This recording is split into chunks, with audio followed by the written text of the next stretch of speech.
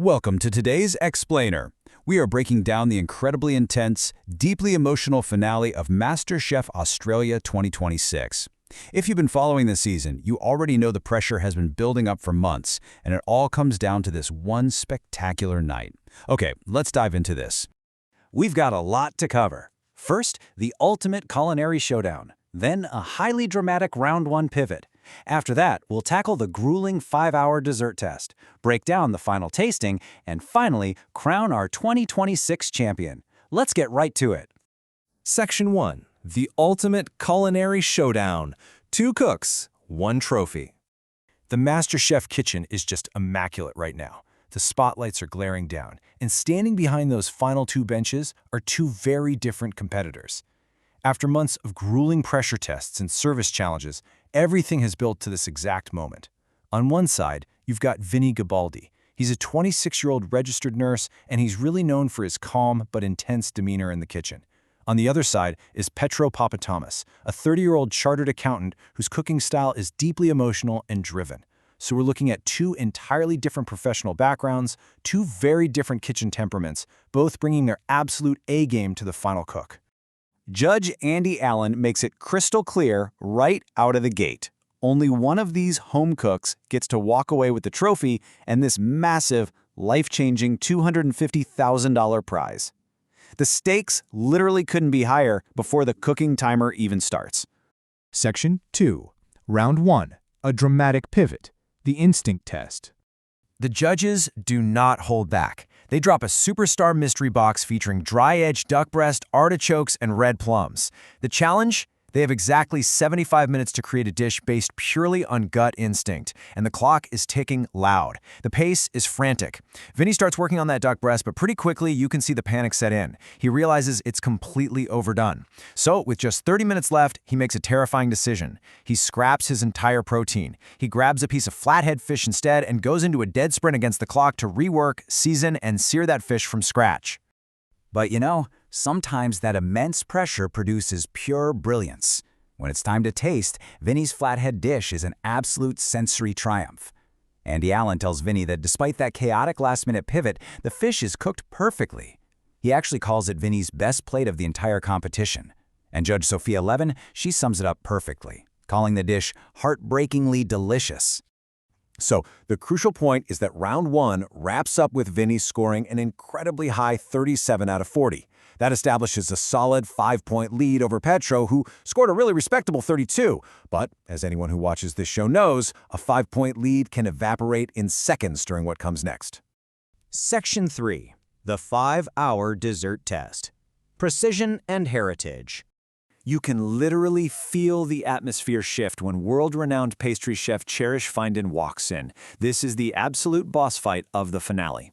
She tasks them with replicating her Chinese afternoon tea. And let's just break down the sheer mountain they have to climb here. They have to make 3 distinct elements, totaling 9 petit gâteaux, all in exactly 5 hours. But it's not just about the crazy volume of work. It's deeply rooted in cultural heritage. Cherish explains these desserts represent her agong. The mandarin oranges symbolize respect, the firecrackers represent joy, and the black sesame teapots are for the tea ceremony. She expects absolute perfection, and remember, Vinny has been very open about the fact that desserts are his biggest weakness. Once that 5-hour timer starts, the kitchen descends into a complete blur of sugar, chocolate, and sheer panic. The environment is just terrifying.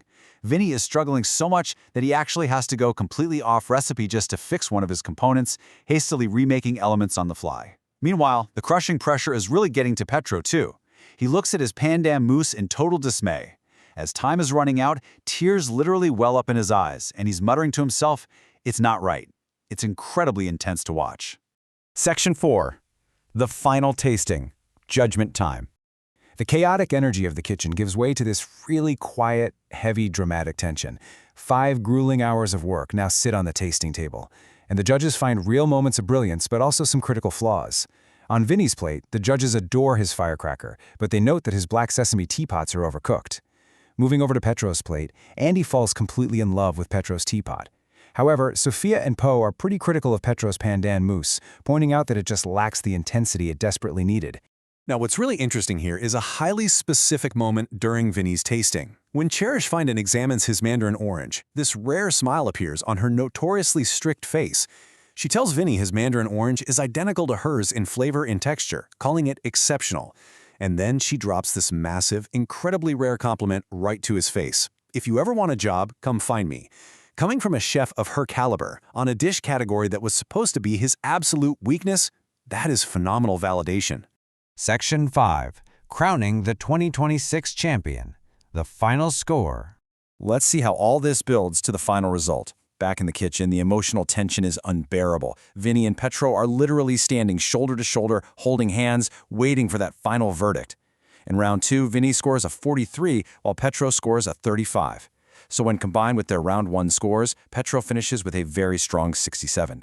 But Vinnie actually maintains and extends his lead, finishing with a massive total of 80 points. Andy Allen pauses for effect and then dramatically announces Vinnie Gibaldi as the winner of MasterChef Australia 2026. The visual in that kitchen is pure, unadulterated emotion. Vinnie immediately drops to his knees, covering his face in total disbelief as the confetti rains down from the ceiling. And Petro is right there to hug him, wiping away his own tears in this beautiful show of mutual respect. A visibly overwhelmed Vinnie is struggling to find the words. He calls the moment insane, expressing just immense gratitude, saying he never could have imagined this outcome on day 1. And as he holds that trophy aloft, we see these gorgeous flashes of his journey on screen, tracing all the way back to his childhood, cooking with his single father. Judge Po Ling Yao perfectly summarizes this entire narrative arc.